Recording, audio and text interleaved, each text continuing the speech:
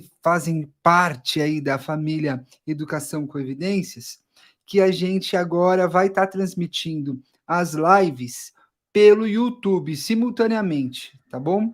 Então, se você entrar pelo link do YouTube que está na bio, tem uma coisa boa e uma coisa ruim. Do YouTube eu pareço que sou um fantasma muito branco, cheio de luz aqui. Mas no YouTube, apesar disso, você tem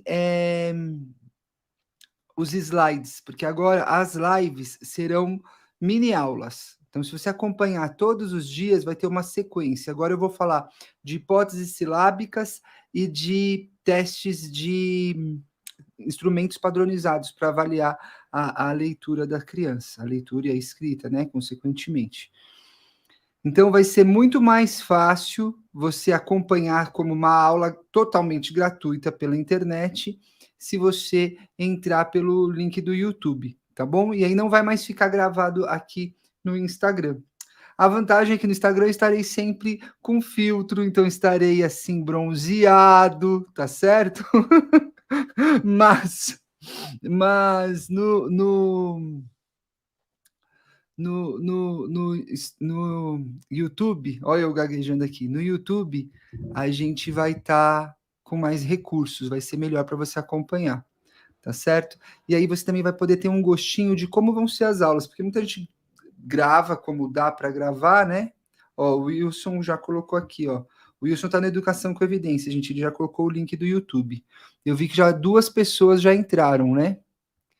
A gente vai ter que editar aqui, Will, porque ainda estou falando. Deixa eu arrumar aqui a sala. O Will não responde, mas ele está presente. Ele é tipo um sujeito oculto, entendeu? Então, agora, enquanto o pessoal não está acostumado com o YouTube, futuramente talvez a gente fique só no YouTube, hein, gente, com essas aulas. Enquanto o pessoal não está familiarizado, eu vou me dividindo aqui, YouTube e Instagram, tá certo? Porque no YouTube mesmo, ó, só tem 2 pessoas. Então eu já vou, mas eu vou começar mesmo assim pelo YouTube mostrando os slides, tá? Quem é que tá aqui? Deixa eu ver quem é que tá aqui. Tem o chat, vai ser mais fácil. Me dá oi aqui pelo chat, quem já conseguiu entrar, tá bom? Pelo YouTube, beleza? Então vamos lá. Deixa eu começar aqui, selecionar o slide. Boa noite, seja bem-vindo à nossa primeira aula sobre hipóteses silábicas versus instrumentos padronizados. Por que que os instrumentos padronizados são superiores para avaliar a leitura e a escrita das crianças? A gente vai discorrer sobre isso. Provavelmente eu não vou conseguir finalizar todo esse conteúdo hoje, então esse tema vai ser dividido em 2 ou 3 aulas, tá certo? Então, se você já entrou aí no Instagram, entra agora pelo YouTube para você poder ver os slides e vai me fazendo as perguntas pelo YouTube, de preferência, tá bom? Beleza, vamos lá. O YouTube é a partir de hoje, Michele. Então, gente, você que está chegando aí, não estranha que eu vou estar olhando hora para o Instagram, hora para o YouTube, tá certo? Então, ó, não esqueça de se inscrever, de dar o like, que no YouTube tem todas essas coisas, hein? Então já se inscreve, ativa o sininho, que aí você vai receber a aula assim que ela sair também, tá bom? Mesmo quando a gente parar de transmitir a aula pelo Instagram, você vai continuar recebendo aqui o aviso pelo YouTube se você se inscrever, beleza?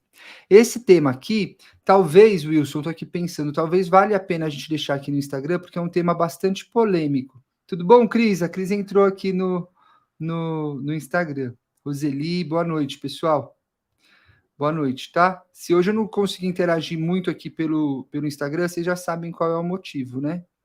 Ó, a Laís falou, vou lá no YouTube. Boa. Porque fica que nem uma aula, gente. Depois a gente pode... Esses slides aqui não estão prontos para a gente compartilhar, que a gente fez meio na pressa, estamos correndo aqui com várias novidades, né? Mas em breve, de repente, a gente até pode compartilhar alguns materiais para vocês que são alunos já, tá certo? Então, vamos lá, ó. Então, primeiro, gente, antes de falar da superioridade, eu já estou dando spoiler, tá? Já estou começando. É óbvio que pelos instrumentos padronizados, é mais eficaz a avaliação das habilidades envolvidas no processo de leitura. Se você fez o curso, a Masterclass de alfabetização, que inclusive está disponível até dia 15 de agosto agora, de graça, você sabe que para ler e escrever, você precisa de várias habilidades, vários processos cognitivos interagindo simultaneamente, certo? Então, o que acontece? Olha lá, ó, vocês viram que apareceu aqui, ó, Masterclass da alfabetização até dia 15/8. Então, agora vai ser tipo um programa de TV. É só entrar no portal educaçãocoevidências.com. Então, a gente vai ter essas firulas aqui que são recursos pedagógicos muito importantes, vão te ajudar na aula a aprender, tá bom? Então, vamos lá, ó. Então, deixa eu ver como é que passa aqui o slide. É isso. Então, vamos entender primeiro as hipóteses silábicas que a Emília Ferreiro falou, certo? Então, olha aqui, ó. De acordo com a psicogênese da língua escrita, você tem um momento pré-silábico, e aí quem está vendo o slide aqui está vendo que tem o desenho de um pato, né?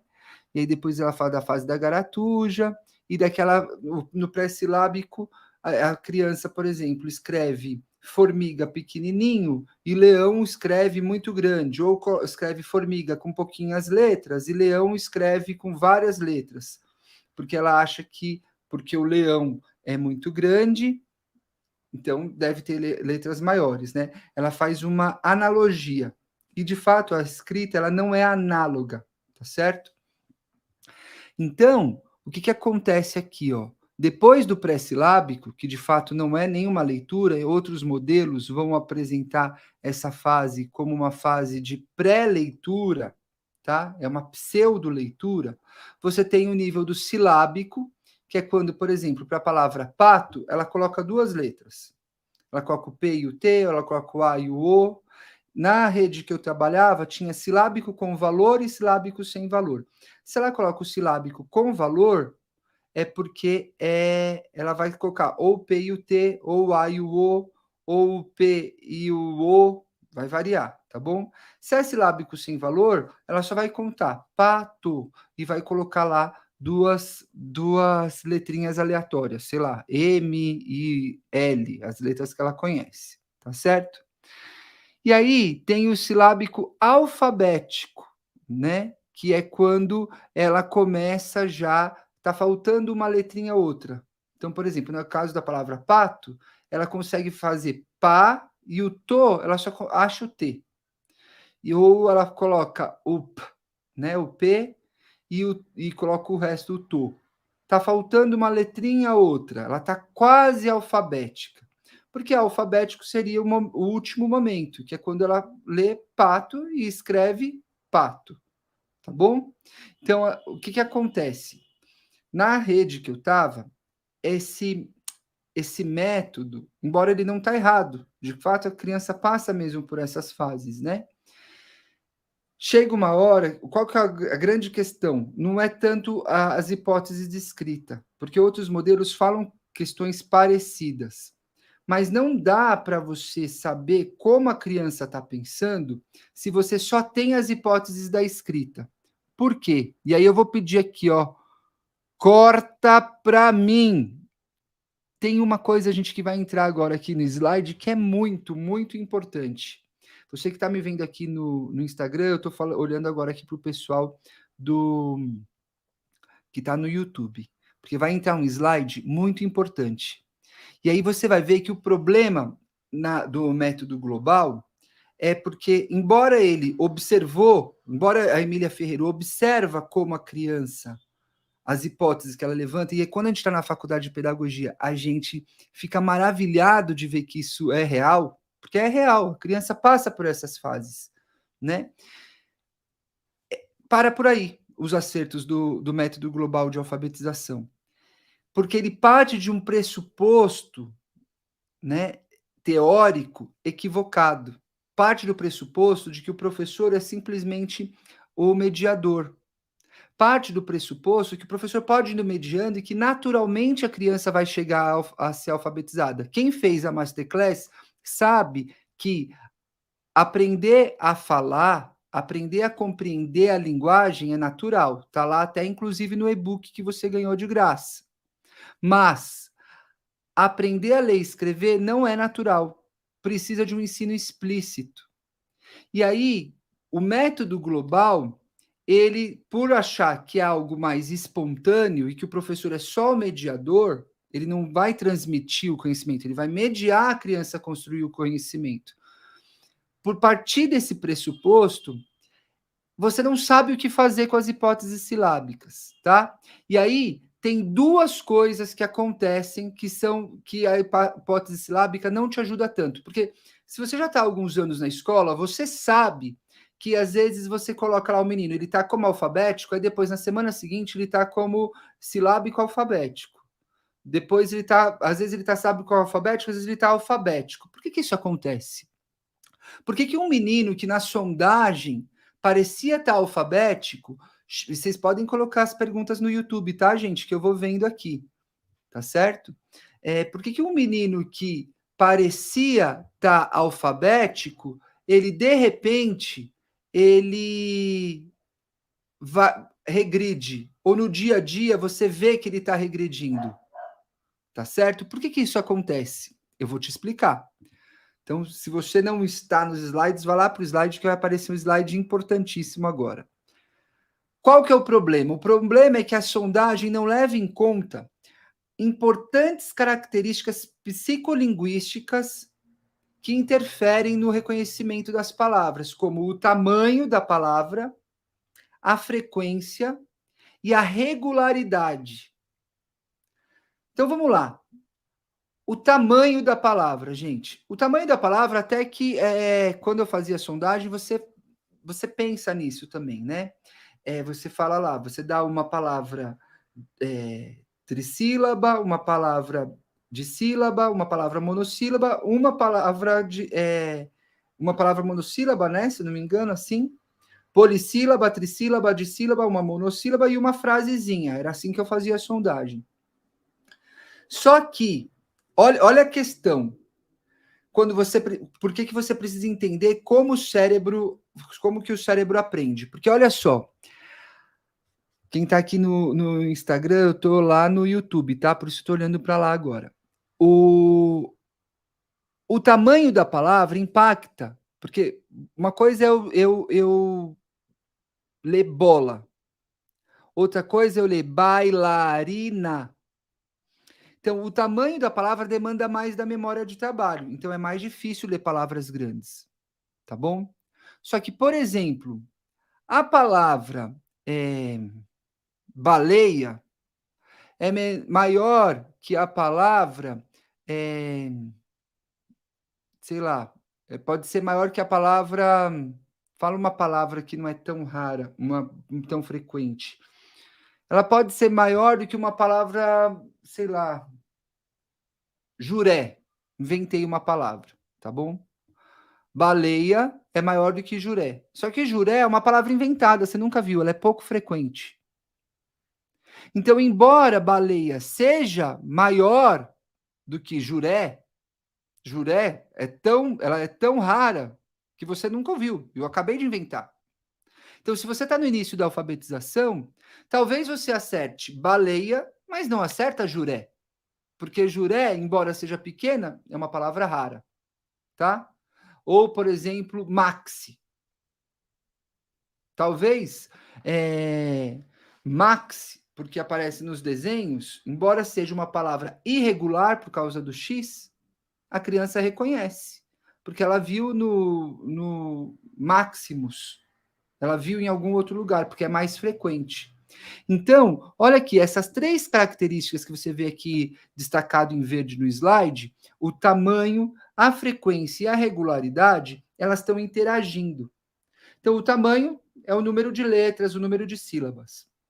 A frequência é isso que eu falei. Ela aparece muito no idioma ou não? E a regularidade significa, é uma palavra tipo fada, que é regular, a, d, A, não tem outro jeito de ler.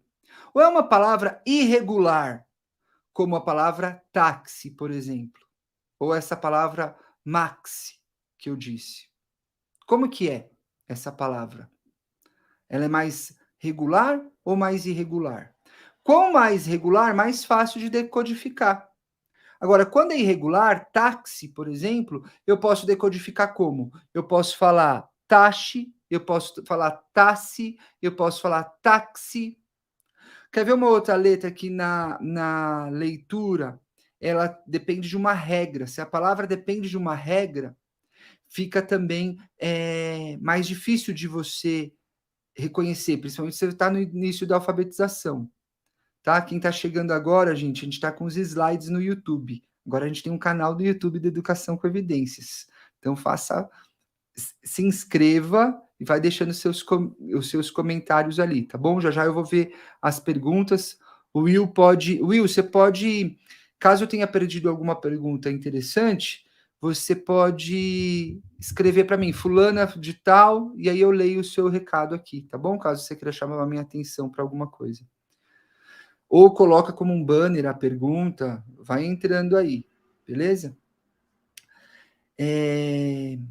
Então, retomando aqui o fio da minha meada, gente. Então, quanto mais regular a palavra, mais fácil vai ser de você decodificar. Eu estava falando de palavras que dependem de regra. Então, por exemplo, o C, embora o C seja a terceira letra do alfabeto, ela não deveria ser a terceira letra a ser ensinada, porque ela não é uma letra tão regular, não está tão óbvia a relação entre o grafema e o fonema. Lembra na Masterclass que a gente falou que depois de desenvolver a consciência fonológica, a criança tem que ir indo desenvolvendo simultaneamente, né, o conhecimento dos nomes das letras, e depois que ela conhece as letras do alfabeto, depois que ela tem uma consciência fonológica bem desenvolvida, você começa a fazer o quê? A relação entre a letra e o fonema. A relação do A com o A é o mais fácil. Você sempre tem que começar a alfabetizar pelas vogais. Por quê? O nome da letra é igual ao som da letra. Tá certo? Depois, você tem que começar a alfabetizar pelas letras mais regulares. Por exemplo, o P, o L, o V, o T, o B, o F. Agora, o C já é uma letra que a gente chamaria de mais irregular. Olha lá, a Malu tá amando a aula. Olha que chique, gente, nesse YouTube. A gente tá ficando muito bonito, hein, família? Porque a gente é uma família, gente. A gente é a família Educação com Evidências, que a gente vai transformar a educação no nosso país. Obrigado, Malu, pelo feedback. Então, olha só, a gente precisa fazer o quê, então, para avaliar como que a criança está lendo? Você percebe que só a sondagem não dá para você inferir tudo isso? Porque o português, ele é muito regular. Se a criança está lá no início e de repente tem uma letra C, o C, ele tem uma irregularidade no C. Ele não é a letra mais regular que tem no nosso alfabeto, embora o nosso alfabeto seja bastante transparente, que a gente chama. Essa relação entre a letra e o som é bastante transparente. Então, o C, ele pode ser ou ele pode ser S. Depende de uma regra contextual. Quando está com A, O ou U, é K. Quando está com E ou I, é S. Então, isso demanda mais da memória de trabalho da criança. Faz sentido? Então, você não deveria começar a alfabetizar A, B e C. Você deveria começar com as vogais, depois com as letras mais regulares, e depois, sim, com as letras mais irregulares, e depois com as sílabas complexas. Esse é um ensino explícito e sistematizado, que eu sempre bato nessa tecla, né? A importância do ensino sistematizado. Gente, você que está chegando aqui no Instagram, corre para o YouTube que tem slide e tudo mais bem bonito no canal do YouTube agora, tá certo? Se inscreve, deixa like e compartilha aí com seus amigos. Então, vocês estão entendendo, gente? Tá todo mundo entendendo? Aproveita que a gente está assim começando e está nesse grupinho mais íntimo, né? Com menos gente, mais próximo. Vai fazendo as perguntas, você que está aí ao vivo, tá bom? Ficou com dúvida? tipo, levanta a mão, assim, na sala e fala: "Pro, posso perguntar?" E pergunta que eu vou ficar feliz em te ajudar, porque nessa volta às aulas agora, você já pode fazer muita diferença na vida das suas crianças, tá certo? Vamos lá para o próximo slide, então. Por que que os instrumentos, então, padronizados, eles nos ajudam mais do que simplesmente fazer a sondagem? Pelo simples fato de que eles são construídos baseados em evidências de como o cérebro funciona. E aí isso vai fazer a diferença na sua avaliação. Então, por mais que vocês vão ver que tem um outro modelo bastante referenciado na literatura científica, que também fala das etapas de escrita e não contradiz a, o que a Emília Ferreiro observou. Aquilo ali não está errado. O problema é o método global como um todo. O professor, no caso da leitura escrita, ele não pode simplesmente ser um mediador e ficar vendo a criança construir hipóteses erradas. A sondagem, ele tem que saber que a sondagem, se ele mandou a criança do primeiro ano escrever princesa, é muito provável que a criança não consiga, embora esteja no campo semântico do castelo, tenha significado, tudo mais, a criança não vai conseguir. Por quê? Porque o C é irregular, o S também é mais irregular, porque o S ora é Z, depende da regra contextual, é uma palavra-regra que a gente chama. Então, a sondagem, claro, às vezes a criança está até mais avançada, mas dependendo das palavras que você selecionou lá por causa do campo semântico, a criança não vai conseguir. Faz sentido? E aí vai mascarar tanto a criança que tem mais dificuldade quanto a criança que tem menos dificuldade. Por isso que fica essa confusão. Por isso que tem professora que fala: ah, não, meu menino está no silábico, a outra fala: não, está no alfabético. Aí depois muda de ano, a professora fala: poxa, a professora mentiu tudo no relatório. Porque essas crianças têm criança pré-silábica, tem criança que não está entendendo nada aqui. Por que isso acontece? Porque a professora mentiu? Não é porque a professora mentiu. É porque a base epistemológica, né, a teoria por trás do método global é equivocada. Entende? Então não adianta você saber, você vai acabar fazendo uma inferência lá que não vai ser precisa. Mas os instrumentos padronizados são baseados em estudos que mostram as evidências de como o cérebro funciona. Então, eu vou mostrar gente, no final da nossa trajetória aqui, que vai ser sobre, vai ser o TCLPP. Se você já usa o TCLPP, comenta aí para mim. Você vai entender melhor como interpretar o próprio TCLPP, tá? Porque só aplicar os testes padronizados também não vai te ajudar. O que você precisa vou aumentar aqui, ó. Você precisa entender como o cérebro funciona. A teoria é mais importante do que simplesmente os instrumentos. Porque se você não tem a teoria, você não vai saber usar um instrumento. Você precisa da teoria, tá certo? Então, quem não fez a Masterclass da alfabetização, gente, aproveita. Está disponível até dia 15 desse mês, de graça, tá certo? Tem e-book? Tem e-book. Eu estava mostrando o e-book, pedindo ajuda para Camila Leon, que é minha amiga, falando: Camila, você acha que esse e-book tá legal? A gente montou um e-book lá de 40 páginas, mais ou menos, não lembro agora. E a Camila falou: Gabriel, você está dando de graça um monte de pérola aqui. Ninguém dá e-book assim. E-book tem 10 páginas. Material de graça você vai dar coisa que você ensina na faculdade, né? Então, assim, aproveita, tá bom? Porque a gente está fazendo tudo com muito carinho mesmo, tá certo? E a gente vai ter que rever esses e-books aí, de fato, né? Porque tá realmente um material que às vezes eu dou na faculdade, tá lá disponível de graça para vocês, tá certo? E às vezes a pessoa nem lê porque tá de graça, né? Essa que é a verdade. Então, assim, aproveita isso. Se você não fez, aproveita. Então, a parte teórica é muito importante. Antes de sair comprando um monte de instrumento, tem que aprender como o cérebro funciona, tá certo? E aí eu vou explicar, vou voltar aqui para o slide para mostrar uma dessas teorias que fundamentaram o desenvolvimento do TCLPP, que é o teste de competência de leitura de palavras e pseudopalavras, tá? Ou seja, palavras que existem e palavras que não existem. Então, eu vou culminar aqui a nossa aula falando dele. Talvez eu apresente ele amanhã. Tá? Amanhã não, na semana que vem, tá certo? Então, olha aqui, gente, ó. A gente tem, você que está no slide aqui do YouTube, a gente tem o modelo de dupla rota de Ellis e Yang, no qual apresenta que as pessoas podem reconhecer uma palavra tanto pela rota fonológica quanto pela rota lexical. Então, pela rota fonológica, quando eu falo rota fonológica, eu estou me referindo aos circuitos neurais, tá? Aos circuitos neurais específicos pelo tratamento das informações fonológicas.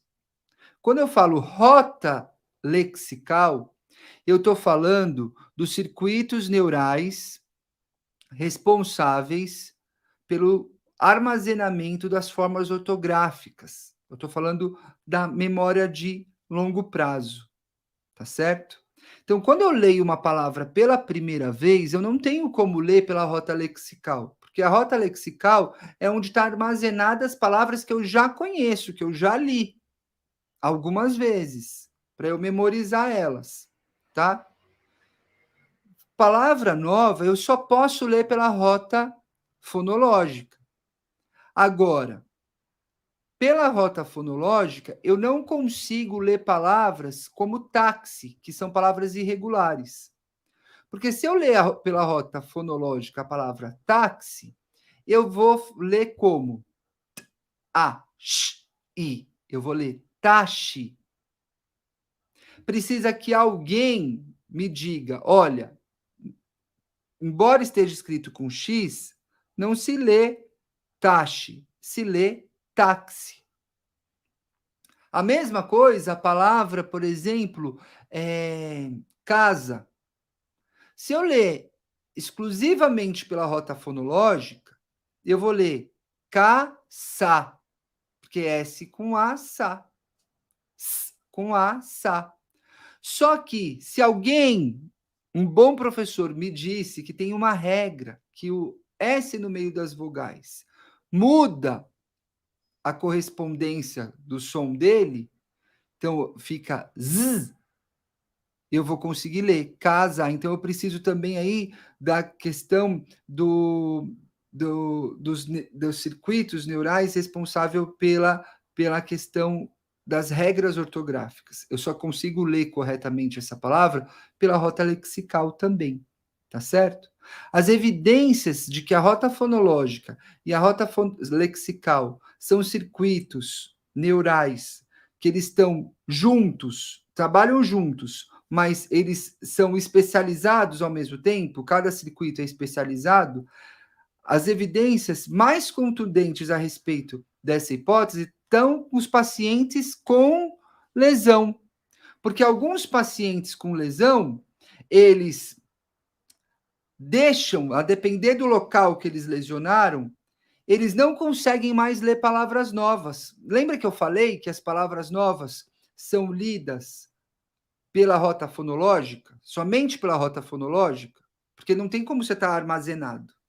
Então, quando alguns pacientes lesionam justamente esses neurônios responsáveis pelo tratamento dessa informação. Aí o que acontece? Ele só consegue ler as palavras que ele já conhecia, que estão armazenadas no léxico mental. Estão na memória de longo prazo. Rota lexical. Tá dando para entender como é bonito? Aí, se eu tenho um outro tipo de lesão, o que acontece? Eu só consigo ler as palavras pela rota fonológica. Significa que a minha lesão machucou a rota lexical. Então, as palavras que eu já conhecia, eu não consigo ler nem as palavras simples, nem as palavras regulares, nem as palavras muito familiares pela rota lexical. Faz sentido? Você que está chegando aqui, ó, gente, no Instagram, corre para o YouTube que está tendo slide, está muito bonito de ver, tá certo? Eu não consigo ler pela rota lexical, eu leio só pela rota fonológica. Então, eu machuquei a rota lexical e estou com a rota fonológica íntegra. tá certo? Então, essas evidências dos pacientes de lesão, com lesão, são muito importantes para a gente pensar nos nossos alunos com desenvolvimento típico. Porque o fato é, gente, que pela escola não estimular a consciência fonológica, não mostrar a relação entre a letra e o som de forma explícita, a criança vai construindo hipóteses erradas para as letras, então ela acha que o X nem sempre tem, ela pode achar que só tem o som de X, ou ela acha que tem o som de X e o som de Z, mas não sabe que tem o som de X. E aí ela fica criando essas hipóteses e ela lê táxi como se fosse taxe, ou táxi como se fosse tase, construindo, armazenando informação errada na memória de longo prazo dela. Então ela constrói várias conexões para o erro. Faz sentido? E aí, quando ela constrói, eu estou vendo que a Eliette chegou aqui. Eliette, corre lá no YouTube, porque tem slide, está tudo muito bonito pelo YouTube, viu? E o pessoal que chegou junto com ela também. Então, olha como é absurdo o que o método global propõe. Isso é muito prejudicial para as crianças, tá? E aí, com base nessa mesma abordagem equivocada e que já tem 40 anos de estudo mostrando que está errada, que não funciona, você quer avaliar e aí você não sabe o que fazer. Quando eu era professor, me dava muita raiva, que eu perguntava, tá bom, ele está no pré-silábico, ele está no silábico sem valor, ele está no silábico com valor, ele está no silábico alfabético. O que eu faço? Na prática, as formadoras só me falavam de gênero textual, mais gênero textual, cruzadinha, recortar a revista, alfabeto móvel. A atividade em si mudava, mas a estratégia era a mesma. Então, na cruzadinha, hoje as pesquisas mostram o quê? Por exemplo, se o menino tem TDAH, você dá uma cruzadinha, um caça-palavras, é péssimo para ele. E às vezes ele tem TDAH e dislexia. Ou às vezes ele tem TDAH e está numa escola que estão ensinando com método equivocado. E aí, as atividades remediativas são equivocadas. Porque foi tudo feito com uma avaliação equivocada também. E qual que é o resumo da avaliação? Vamos falar bem da verdade, gente. O resumo da avaliação normalmente é: o problema é da criança. A criança é preguiçosa ou a criança é sem vergonha? Estava ontem com a Marina na mentoria, né, Marina? Se você estiver aqui no YouTube ainda, manda um oi aqui para mim, para eu saber que você está me ouvindo. Mas a gente na mentoria conversando sobre isso, o quanto de professores que só sabem dar esse o diagnóstico. Ah, a culpa é da criança, ela que não quer aprender, ela que não se esforça. Não. Não, não, não, não, não. As pesquisas mostram que quando a estratégia com base em evidências é ofertada, 80% das crianças melhora na sala de aula. A culpa não é da criança. A culpa também não é sua, professor. Você só recebeu o método global na faculdade. E você se maravilhou quando viu que as hipóteses da escrita faziam sentido. E você achou que o resto também fazia sentido. Só que não faz, tá? A gente precisa saber o que fazer.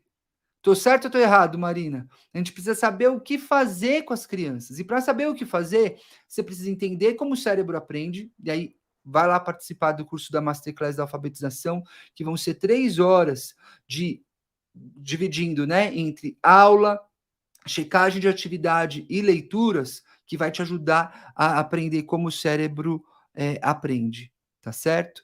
E aí, depois, você vai ver além de saber como o cérebro funciona, você tem que saber avaliar.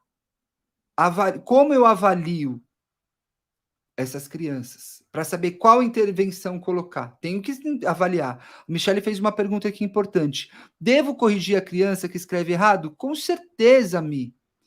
Eu ouvi muitas formadoras falando que não podia corrigir, porque eu fui professor da escola pública em Guarulhos. Eu ouvia a torto e a direito que não podia corrigir, que tinha que valorizar o erro da criança. Eu tinha uma intuição, porque na época eu nem tinha neurociência. Nem neurociência eu tinha. Nem psicopedagogia eu tinha, mas eu tinha uma intuição que estava errado deixar as crianças escrever errado. Então, quando eu fazia a sondagem, que era obrigatório fazer, embora a sondagem não me orientasse, porque na prática não te orienta tanto, né?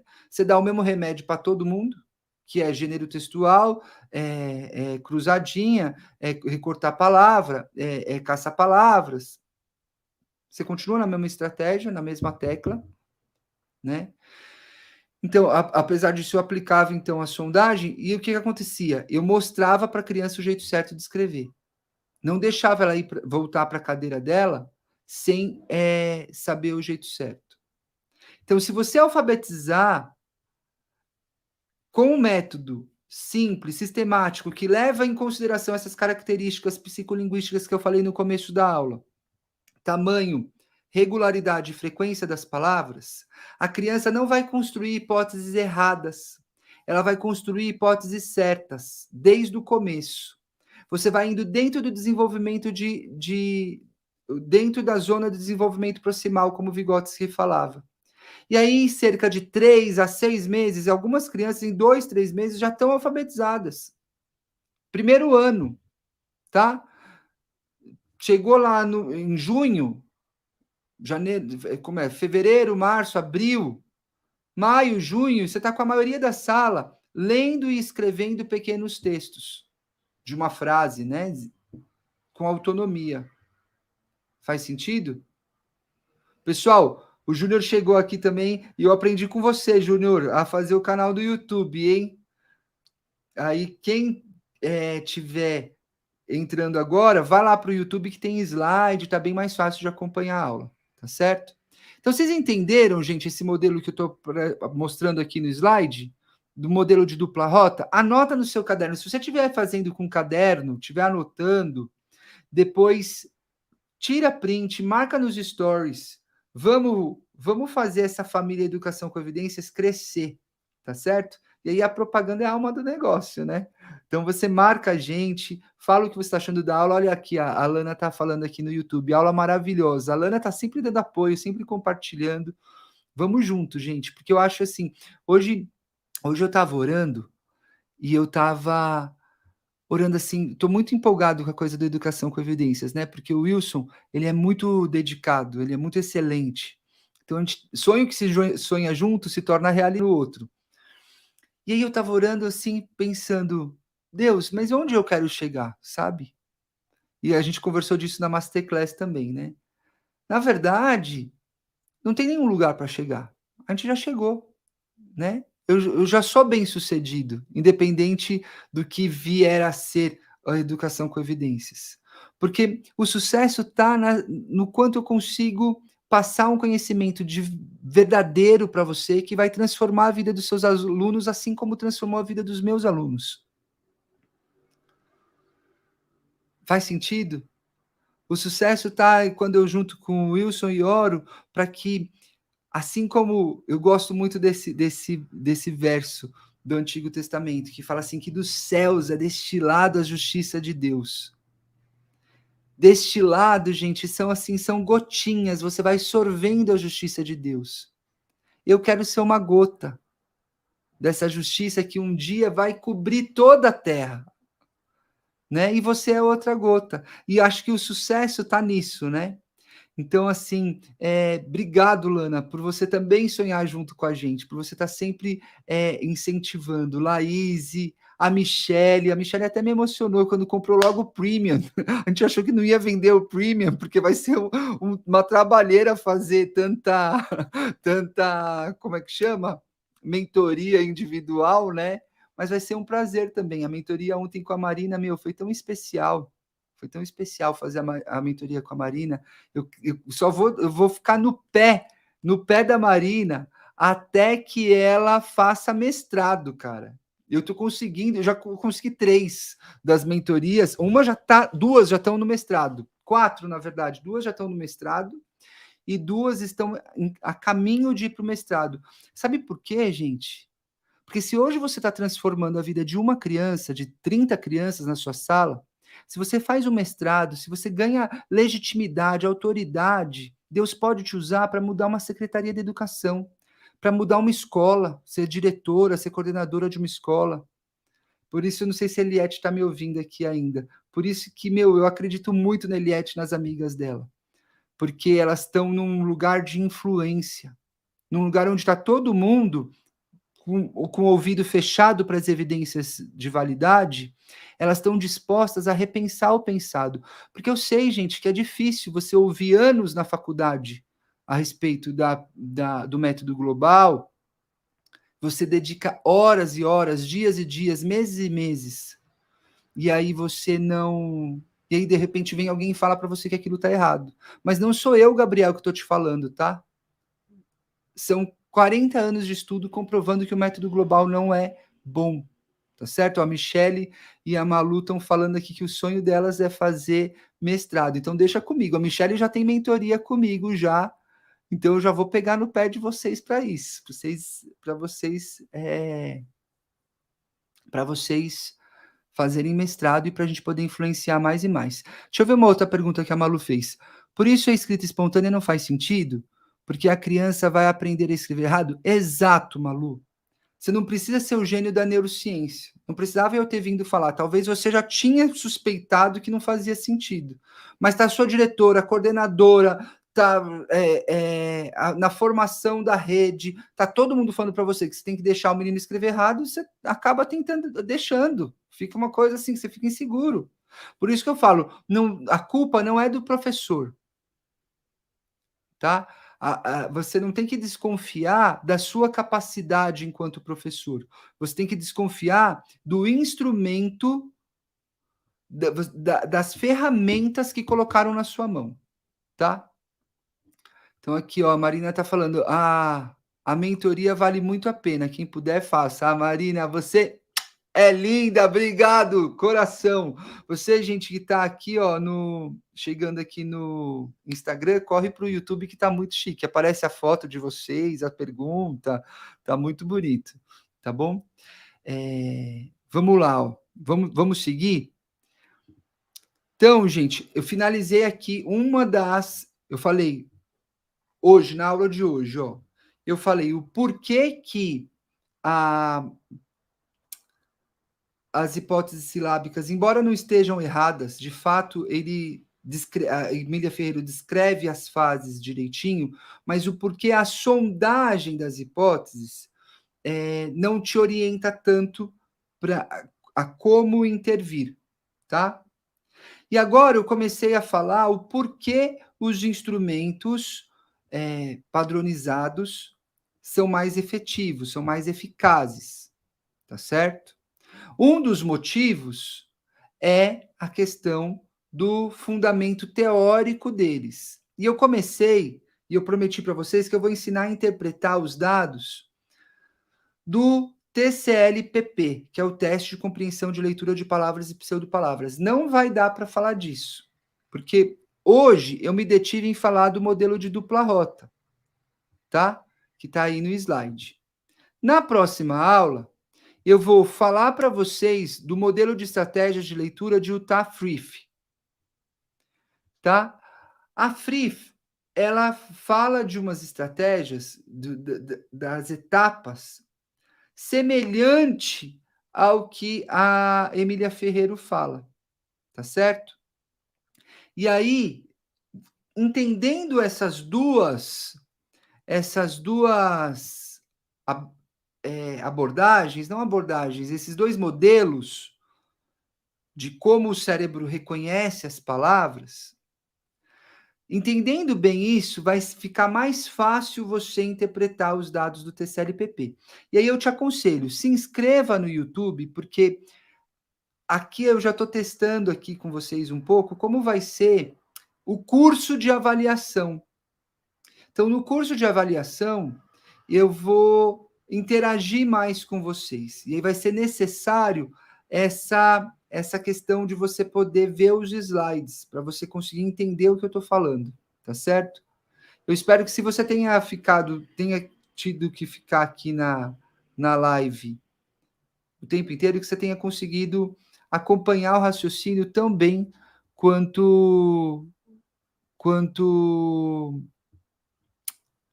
como é que se diz? Quanto o pessoal que está aqui no YouTube. Tá bom, família? Vamos lá, deixa eu ver aqui o que a outra pergunta da Malu. Depois, se puder, é claro, me ajuda a como explicar cientificamente para ela que não faz sentido a escrita espontânea. Que depois você estava falando aqui, que ela ouviu da diretora esses dias da escrita espontânea. Pois é, porque é assim, para explicar para ela é difícil. Eu não consegui explicar para minha diretora também, tá? Mas eu dei aula para terceiro, quarto e quinto ano. Então eles já escreviam errado, mas eles escreviam lá de alguma forma, entendeu? Mesmo os que estavam silábico lá, com valor, eu tinha pré-silábico, tudo isso. Então, o que eu fazia no quarto, quinto ano, Malu?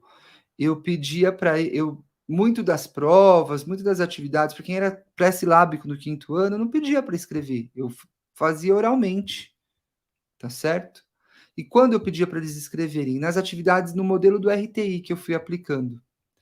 Então, naquele momento do RTI, eu dava atividades de alfabetização, terceiro, quarto e quinto ano. Se você está no primeiro ano, fecha a porta da sua sala e faz consciência fonológica, ensina o alfabeto, e depois começa a fazer a relação grafema-fonema.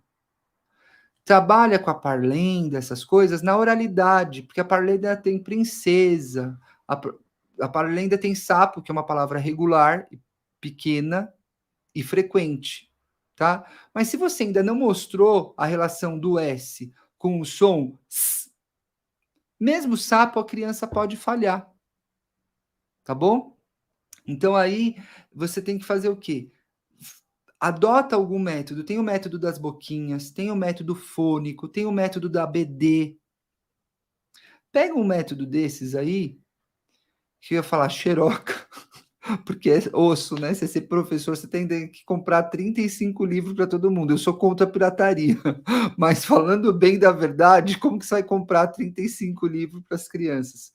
E aplica no início da aula com as crianças, entendeu? E as coisas que ele tem que fazer de gênero textual, você faz, mas na oralidade. Porque daqui 2, 3 meses, a criança viu de forma explícita todos os sons da fala, todas as relações entre a letra e os sons. Tem letra que tem um som só, tem letra que tem 2, 3, tem som que só tem uma letra, tem som que tem 2, 3 letras que fazem aquele som, tá? Então, você vai fazendo isso aí sistematizado, em uns 3 meses, as crianças já estão fazendo qualquer gênero textual aí que tiver que fazer, com autonomia. Vai fazer o bilhete, vai fazer a carta, vai escrever o nome de todos os amigos. Mas enquanto ele não sabe ler e escrever, não pede para copiar a lista de nome. Porque tem Kathleen, tem Washington na lista de nome. Ele vai ficar fazendo hipótese de nome ali que não tem nada a ver. Usa o tempo no primeiro ano, nos primeiros meses, para fazer consciência fonológica e relação grafema-fonema. Tem vários métodos que podem te ajudar. Ah, você não consegue xerocar para todo mundo, não quer piratear. Tenha você o manual, faz na lousa, né? E pede para as crianças irem preenchendo a lousa, adapta. Tem atividade baseada nesses pressupostos que dá para você montar no Word e imprimir, entendeu? Você não precisa necessariamente piratear. Dei uma dica aqui não muito boa, né? Mas você pode. Eu lembro que quando eu estava, eu digitava muita coisa com base nesses manuais que já estão estruturados. Você não precisa inventar a roda, entendeu? Daí a Malu tá falando aqui, ó, só para te explicar, a diretora dela, ela tá dizendo aqui, ó, quer a escrita espontânea na educação infantil. Crianças de 5 anos. Crianças de 5 anos tem que escrever o quê, gente? Crianças de 5 anos tem que brincar, tem que fazer consciência fonológica. Se é errado pedir escrita espontânea, claro, se for espontâneo mesmo, que a criança brincou lá, não tem problema. Agora, você fazer um ditado para a criança é complicado, né? Você pedir para a criança pensar as palavras não faz sentido nenhum mesmo. Tá com 5 anos. 5 anos não tem que estar escrevendo, né? 5 anos pode estar aprendendo o nome das letras, 5 anos está brincando com sons, tá certo? Mas é equivocado pedir que a criança fique fazendo escrita com 5 anos, ainda mais espontânea, escrevendo errado. Enfim, tá bom? Gente, acho que era isso para a aula de hoje, tá certo? Eu espero que vocês tenham gostado. E aí eu tenho alguns recados. 40% de desconto no curso da alfabetização cognitiva da leitura. Quando? Em outubro, tá certo? Então a gente vai inaugurar os cursos pagos da plataforma Educação com Evidências em outubro, no mês do professor, tá certo? Para você conseguir esse desconto, use o desconto Master 40. Por quê? Porque quem assistiu ao vivo, e ó, fica a dica para você nos nossos próximos encontros ao vivo. Quem se inscreveu e assistiu ao vivo, ganhou no dia, quem fez a inscrição no dia ganhou 50% de desconto. Agora, até dia 15, para quem está assistindo a Masterclass gravado, tá ganhando 40% de desconto, tá certo? Mas, ainda que você não tenha se inscrito na Masterclass, eu de você se inscreveria, porque de fato o material não é porque eu que fiz, não, mas o material tem um conteúdo de muita qualidade, tá certo? Você pode usar o desconto Master 40, porque até dia 15 você pode assistir a aula da Masterclass e você pode ter o desconto no curso de avaliação cognitiva. Gabs, como que vai ser o curso de avaliação cognitiva? Qual é a diferença? A diferença, gente, é que a gente vai fazer de uma forma, não sei se pode dizer híbrido, se é o termo técnico correto, mas a gente vai ter aulas ao vivo e aulas gravadas. Por que as aulas ao vivo vão ser especialmente importantes nesse curso de avaliação? Porque a gente vai precisar da interação de vocês, tá? Então, eu nem sei se a gente vai poder usar aqui a mesma plataforma aqui que a gente está usando, porque vocês vão precisar entrar na sala. Eu vou dividir vocês em grupo, vocês vão aplicar o teste uma na outra, ou um no outro, né? Se tiver aqui professores junto comigo, homens também, tá certo? Então, vai ser bastante interessante se vocês participarem da turma 1. Outra coisa, além de ter aula ao vivo e ter aula gravada, as aulas não vão ser liberadas todas de uma vez. Vão ser liberadas 2 ou 3 aulas por semana, e aí a cada 15 dias, mais ou menos, vai ter a aula ao vivo, tá certo? Com isso, a gente está calculando que vai ser um certificado cerca de 15, 16 horas. Talvez o certificado seja até mais, tá? Talvez o certificado seja mais, porque tem o tempo ainda de que vocês vão ter que ler alguns materiais, vai ter a checagem de aprendizagem, então você vai ter que responder algumas questõezinhas, vão ter vídeos de sugestão para você assistir, vão ter outros materiais para você baixar, tá certo? Então vai ser um curso bem bacana. Além disso tudo, você vai começar junto com o pessoal da turma 1 e você vai terminar junto com o pessoal da turma 1. Ah, Gabs, mas e se eu não conseguir terminar? Você vai ter um tempo para terminar depois, mas tudo que a gente vai fazer, a gente vai te mandar e-mail, vai te mandar mensagem no Telegram, para você terminar junto com o pessoal da turma 2. Porque lembra da antiga plataforma que a gente tinha? O que acontecia com essa plataforma e acontece com a maioria das plataformas? 70% das pessoas não termina o curso. E lembra que a gente quer transformar vidas? A gente quer mudar o destino das crianças? Se você não entender como o cérebro funciona, se você não se sentir capaz de avaliar cognitivamente os processos cognitivos, a habilidade que está envolvida na hora da leitura, você não vai transformar a vida da sua criança. Talvez vai, para mal, porque ela vai terminar lá com você e aí ela não vai saber ler, e aí você acumula problema de autoestima, acumula problema de comportamento. E o inverso pode acontecer se você entrar com uma prática com base em evidência. Tá certo? Então, como a gente quer transformar o destino das crianças, você precisa terminar o curso. Então, a ideia de fazer por turma tem essa vantagem, porque você vai ter uma flexibilidade, porque tem aulas que são gravadas e você vai assistir no seu ritmo, mas vão ter as aulas também ao vivo. E você vai ter meio que um parâmetro para você se formar junto com todo mundo. Então, a gente vai ter uma aula inaugural e vai ter uma aula para encerrar. E no meu coração romântico, sonhador, eu fico aqui imaginando que a gente poderia ter, inclusive, uma festa nossa, né? Quem for de São Paulo, quem puder vir para São Paulo, a gente podia tentar, inclusive, se encontrar, porque vai calhar, vai começar em outubro, vai terminar em meados de novembro o curso. Então vai ser bem gostoso e eu espero que a gente, nesse curso, se vincule ainda mais. Porque quando eu lancei o primeiro curso na antiga plataforma, aconteceu isso. Eu fiz amigos, é uma família. A Camila hoje estava aqui, não sei se ela ficou aqui até o final. Mas já desde que começou a pandemia, a gente está caminhando junto. E assim eu tenho crescido, convivido com vocês. Foi com elas que eu fui aprendendo a fazer as mentorias, né, as supervisões dos casos clínicos, dos casos escolares, do pessoal que quer entrar no mestrado, tá certo? Fui aprendendo com elas.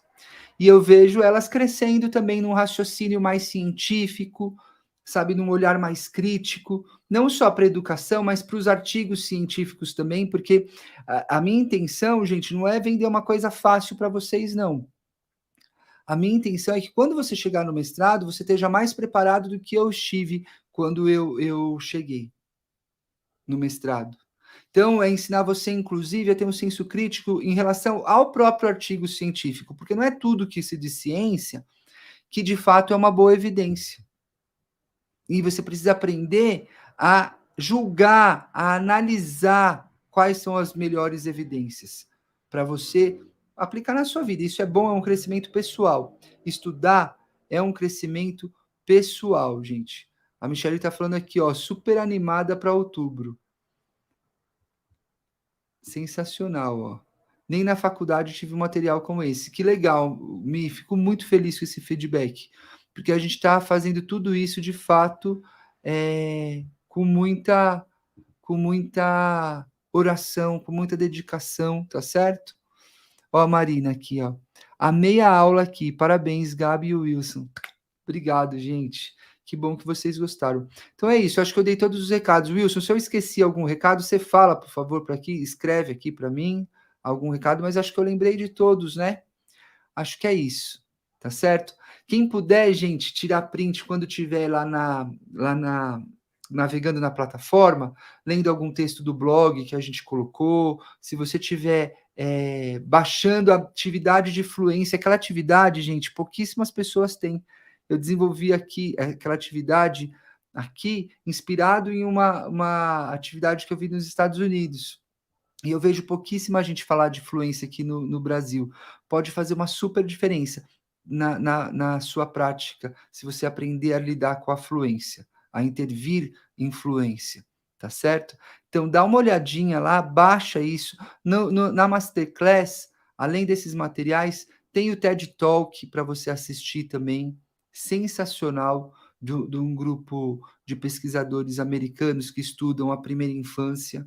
Sensacional você assistir esse TED Talk. Poucos minutos, mas assim, muito enriquecedor, tá bom? Se você estiver usando lá os materiais, por favor, tira print, marca a gente nos stories, deixa a gente saber que está fazendo sentido para vocês. Palavras são sementes. E agora aqui no finalzinho, a Malu, Michele, agora a Karina, a Marina, vocês vão semeando para a gente palavras positivas, dando esse feedback, vai nos encorajando a continuar, tá certo? Você aqui do Instagram já sabe, tem que ir pro YouTube, que as lives de agora em diante, serão no YouTube com slide, com banner, tudo muito chique, tá bom? Beijo, pessoal, e até a próxima. Até quarta-feira, gente, ou até a mentoria, para quem já tem uma mentoria agendada. Um beijo.